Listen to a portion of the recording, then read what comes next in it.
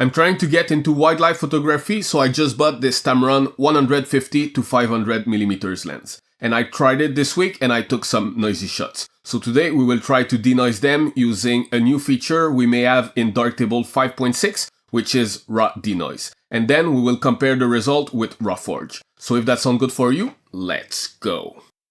The Raw Denoise implementation in Darktable is using Raw Nind.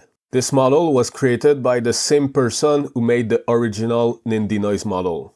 And actually this model was released months ago, but I totally missed it when I was reviewing models back then. And again, what I like about this model is that both the model itself and the training data is open source under the GPL license. Now I've downloaded the latest Darktable 5.5 app image and we will test it in this Linux Mint virtual machine.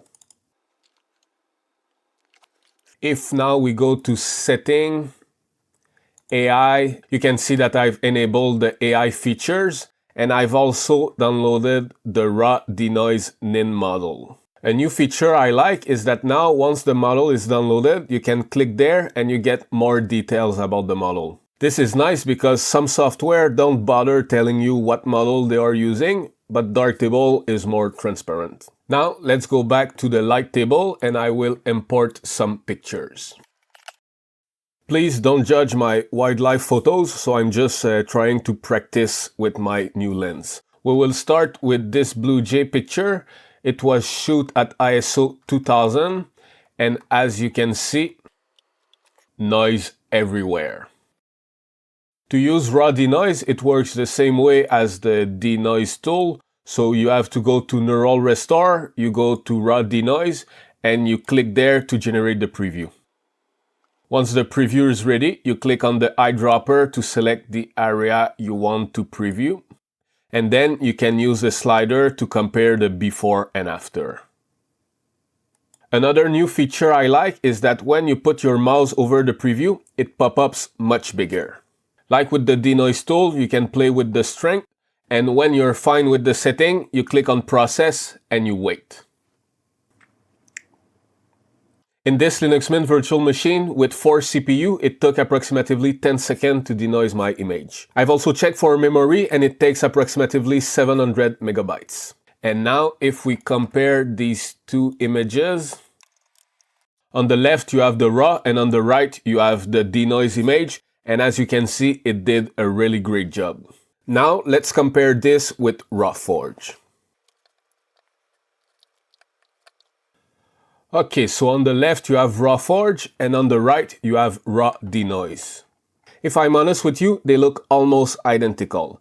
In some area, I think RawForge is slightly cleaner, but to be honest, it's negligible. So the differences are very, very minimal and I'm 100% sure you won't see it on YouTube after the video compression.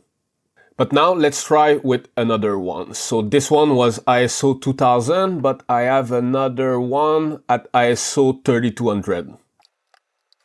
Now let's compare the two. Again, on the left you have RawForge and on the right you have Raw Denoise from Darktable. Again, both did a great job, but there I think we start to see more differences. Both are clean, but RawForge look sharper. If we look at Raw Denoise, we can see right there we lose some details on the bird. But when we look at the RawForge version, yes, we have a lot more details right there. Again, I'm not sure if you will be able to see it on YouTube, but I will try to put the picture inside Kidden Live, so maybe the resolution will be a little bit better. Let me know in the comments if it works best. And if you don't see the difference, you just have to trust me. So I'm telling you right now, RawForge is sharper. Now let's try with another picture. So I shoot this one a few weeks ago with another lens, so it's not my wildlife lens, but it was shoot at ISO 12,800. So higher ISO than the other picture we tried. So now let's try Neural Restore. And now RawForge. Again, RawForge on the left and Raw Denoise on the right. So if we zoom in, There again, we can see a difference. So if we look underwater, we can see some waves. But now if we look at the Raw Denoise, there are still some, but not as much as the RawForge version. So we lose some details again. Another good way for showing this is to look above the ducks. So we can see some dots right there. So especially this one. So when we look at the Raw Denoise version, it's no longer there. Same principle there. There were 2 dots right there. When we look at the Raw Denoise version, they are still there, but they are barely visible. Overall, this makes me believe that Raw Denoise works well at a lower ISO, but as the ISO goes up, RawForge tend to perform better. Overall, I think Raw Denoise is great. It's built-in Darktable and it's very fast. With RawForge, you have to use plugins and it's very slow, especially on a CPU. So if you have a GPU and know how to use Python, RawForge might still be the better option for you. But if you want something fast that works out of the box, Raw Denoise looks very promising. So that's it for me. I hope the video was helpful. If it was, just give me a like and see you next time.